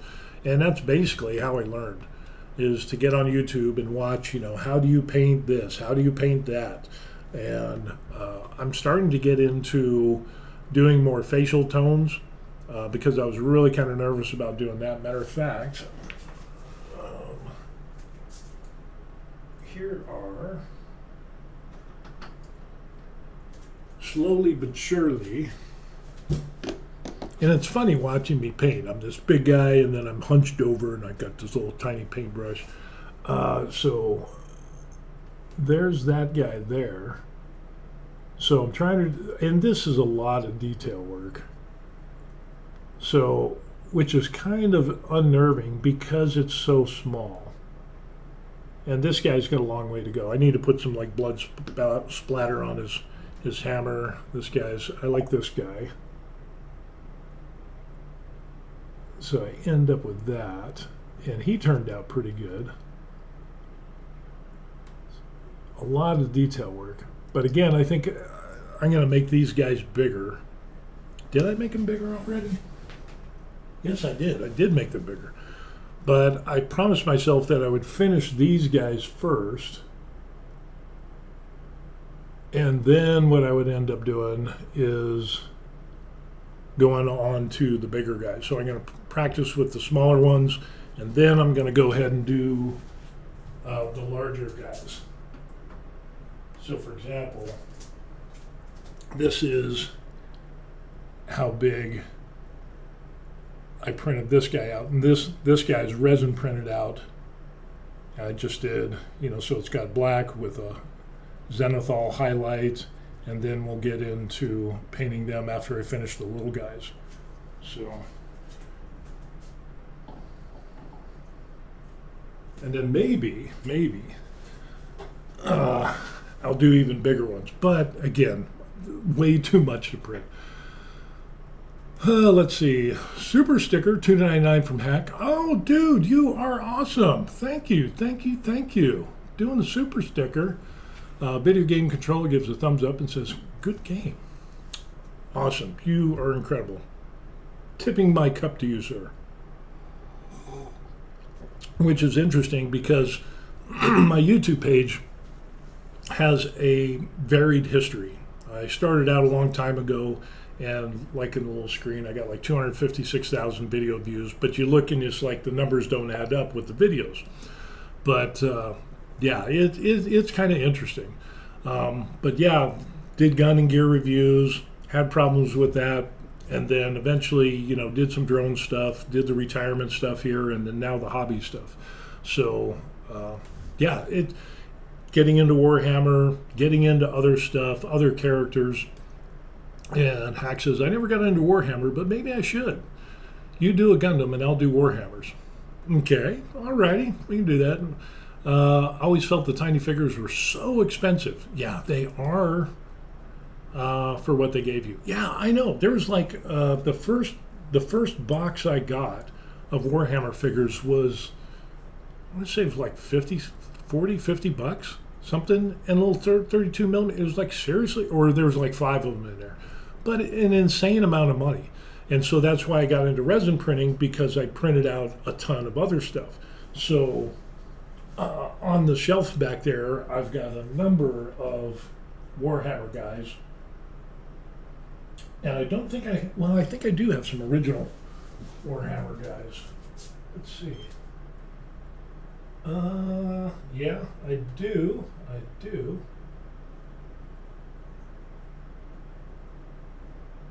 So like this is an original Warhammer guy. And that was, I don't know what number that was, but kind of doing that. And so that color scheme came out. But again, the prices were insane on these. And then what I started doing is printing out, 3D printing my own with the resin printer, and like that guy there, and doing the paint job on that. So that looks kind of like a Spanish conquistador type thing. So that turned out well. And then this one is another little Warhammer dude. And again, 3D print with this, with resin printing. And just learning how to paint and do all this stuff. I'm still learning. But this one came out really good. The base and everything. So yeah, I ended up doing a lot of practicing. And I got a ton of these. Oh, this one here. I made a bigger one. And this dude, this one, I like this one a lot. This one I took way too much time to do. But again, the bigger the figure, the easier it is to print. But I kind of like that grimdark type of look. And that ended up, that was a good one there. So, yeah, some good stuff. I like it. And then from there, it progressed into other stuff. So, but yeah, I'll have to take it, Hack, I'll have to take you up on that. I'll have to look at some Gundam stuff. I'll look online and see if I can see what I can see for that. Or I can check out some stores. There are a couple of hobby stores here close by. So I could stop by there, pick up a Gundam pack, and give that a shot. We can see what happened. Let's see. My 2 cents says you have opened up my research button now. Daggone it. Yeah, and the cool thing about it is the 3D printing stuff, the resin or the FDM printing, you can do functional parts. You can do hobby stuff. You can do, I also make videos where I make stuff on Tinkercad, which is like it's not really a CAD. Well, it's kind of CAD, but it's like elementary CAD, like really elementary. Elementary school students use Tinkercad. But I make different models and functional things and things like that. So just got to keep the mind busy as I'm retired, and then painting and being creative, doing stuff that I've never done before. It's been good. So Hack says, did you watch the Warhammer short film on Amazon Prime? Yes, I did. Secret Level. That was cool. Yeah, I was really impressed with that. And with Henry Cavill is supposed to be making the Warhammer 40K. And of course, there's all types of rumors, and hopefully it doesn't end up with poor writing and, kind of like the recent Marvel movies that have all bombed recently. I hope it ends up sticking to the lore and sticking to the story, being hardcore. That would really, really, really, really, I would really, really appreciate that. But yeah, that Secret Level one was good. That's definitely thumbs up. These Warhammer figures are done so well, or so well done. Thank you. It took a lot of time. You would. I watched so many YouTube videos on how to paint miniatures. Before I got into it, it was just like over inundated with information. It was information overload. And it even got me to a place of analysis paralysis, where you just keep searching and looking and reading and whatever, and you just don't, get off the pot and go, and finally I had to do that. And so once I started that, and the thing is, I don't know why I was kind of nervous to do that, but it was like, you know what, it's paint. If you screw up, just paint over it. No big deal. And, I think part of the problem was social media, honestly. You see people that paint stuff that are just incredible artists and freehand stuff, and they're blending and all that stuff. You're just like, oh my gosh, seriously? I'm here with colors and crayons and shapes and colors, and you have these people that are winning awards for their painting of models, and it's just like, yeah, I got a long way to go. But the journey is part of the fun. So, Tax says, thank you for sharing. Well, thank you. I'm going to take up that Gundam thing, and matter of fact, I might even do that today. We've got the gym. We're going to go to the gym today, but it's going to be hot. It's supposed to get into the high 90s, which means with the humidity and everything, it's probably going to be about 100 degrees. But maybe I'll do that. I'll brave the hot and humid weather to look for Gundam, and we'll see how much it costs. I don't know. If it costs too much, then I'll have to look online and have to print something out. Let's see. Hack says, have you ever considered doing a podcast with guests from varied topics? 3D printing, painting, retirement, expats? I have a little bit. Recently I've kind of thought about that, but I haven't.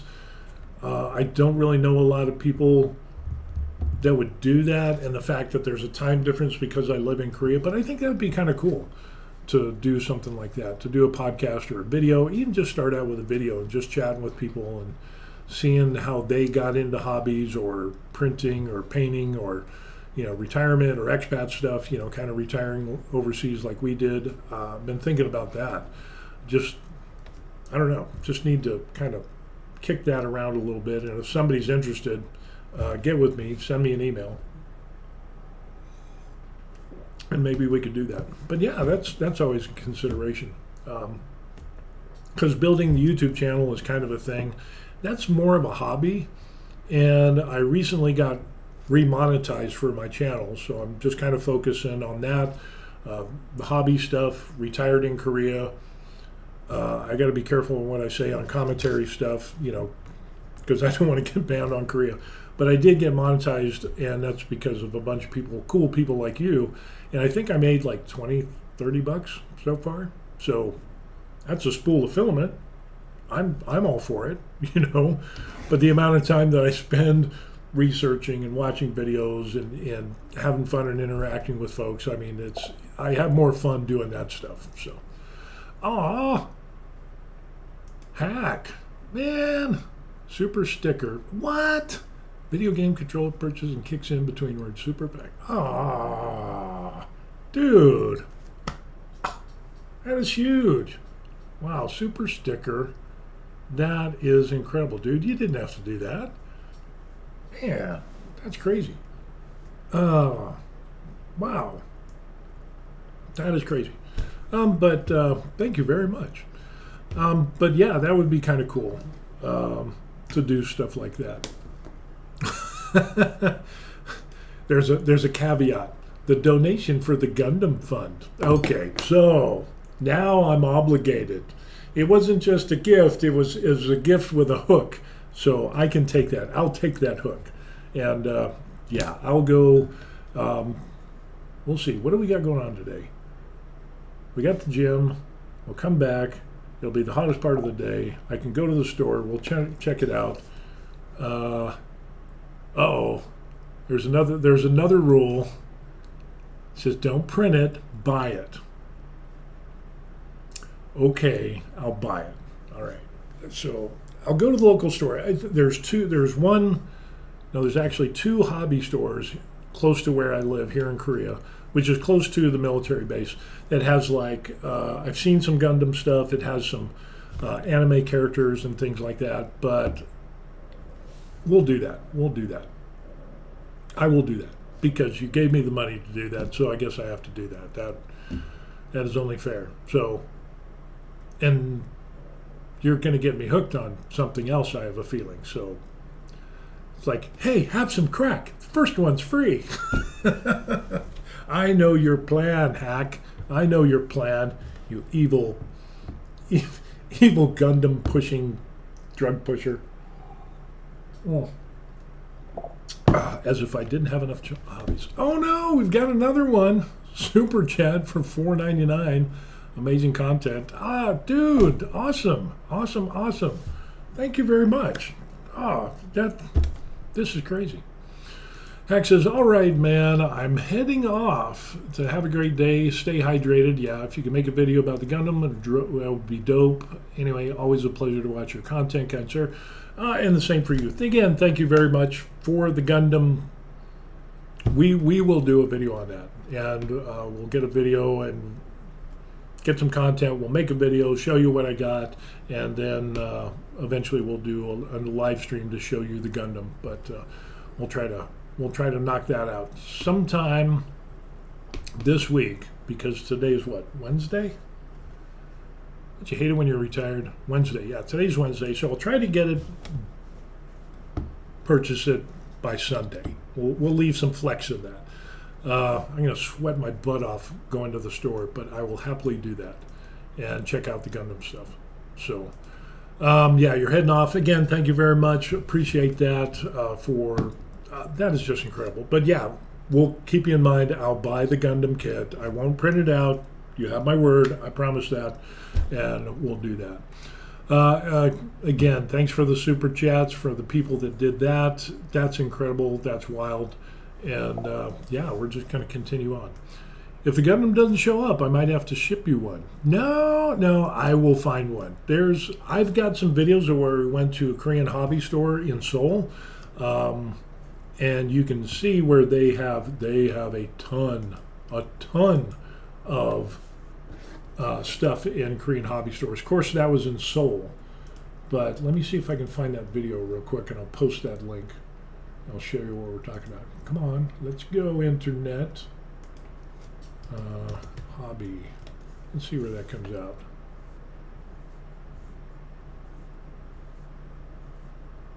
Hobby store. Somewhere here.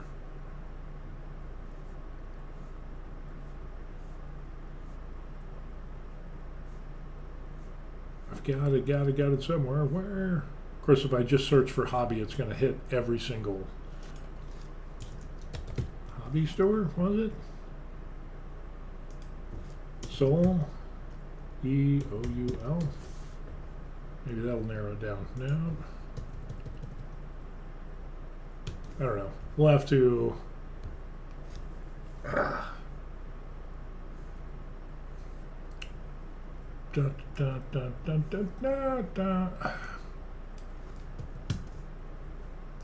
can't remember that.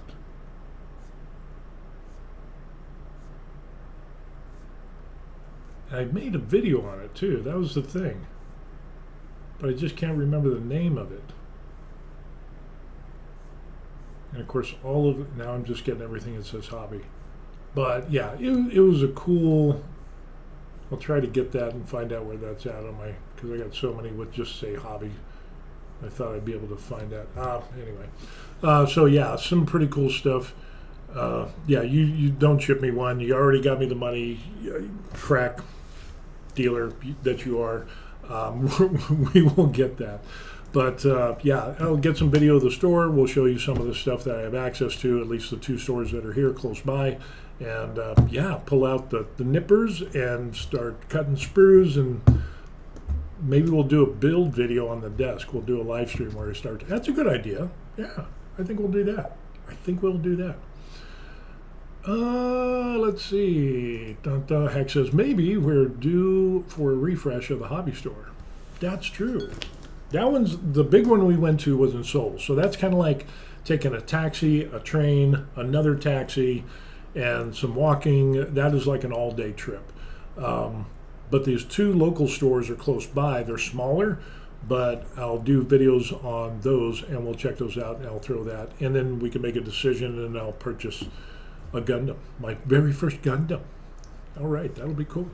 All righty. But yeah, the big one in Seoul, we might have to go back to that. I would like to go back to that. So that would be good. I wonder if I put it under anime. Did I put it under anime? No. Now that's bugging me. Of what was that? Hobby store, SEOUL.